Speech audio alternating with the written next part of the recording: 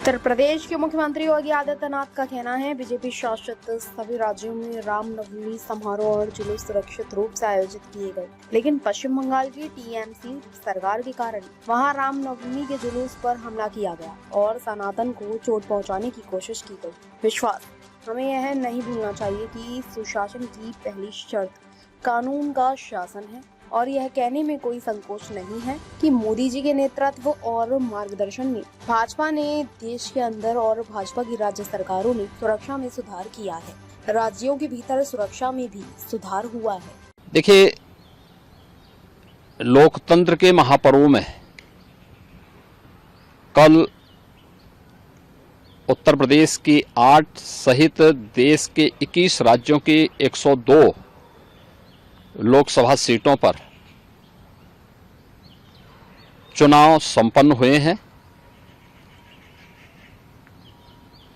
अब तक के जो रुझान है वह इस बात को बहुत ही स्पष्टता के साथ प्रदर्शित करते हैं कि पूरे देश के अंदर आम जनमानस का जो मत है वह फिर एक बार मोदी सरकार के लिए प्रचंड रूप से सामने आ रहा है। स्वाभाविक रूप से प्रधानमंत्री मोदी जी के नेतृत्व में इस देश के अंदर सुरक्षा का जो बेहतर माहौल प्राप्त हुआ है वह अद्भुत है, अभिनंदनीय भी है। न केवल देश के अंदर बल्कि आधी आबादी तो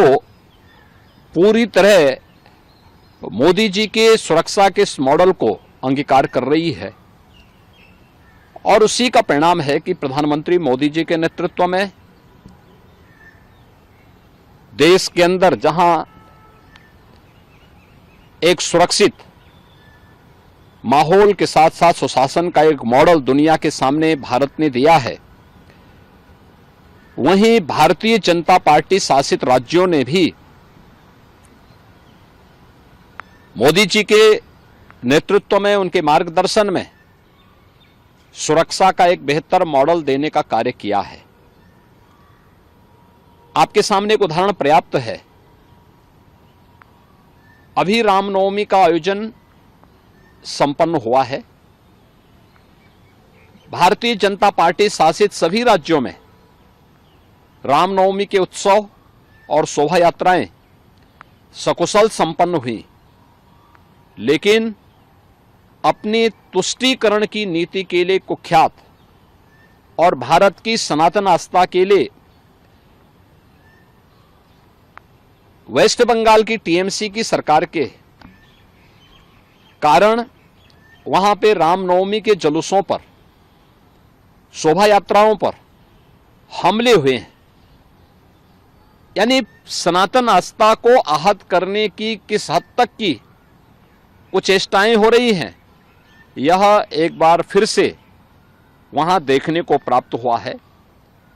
हमें नहीं भूलना चाहिए कि सुशासन की पहली शर्त रूल ऑफ लॉ है और कोई इस कहने में संकोच नहीं कि मोदी जी के नेतृत्व और मार्गदर्शन में भारतीय जनता पार्टी ने देश के अंदर भी और भारतीय जनता पार्टी की राज्य सरकारों ने प्रदेशों के अंदर भी सुरक्षा का वह बेहतर माहौल देने का कार्य किया है। और इसीलिए कल 102 लोकसभा सीट पर जो चुनाव हुए हैं, ये चुनाव 7 चरणों में इस मोमेंटम को इसी रूप में बनाए रखेंगे, ये मेरा पूरा विश्वास है।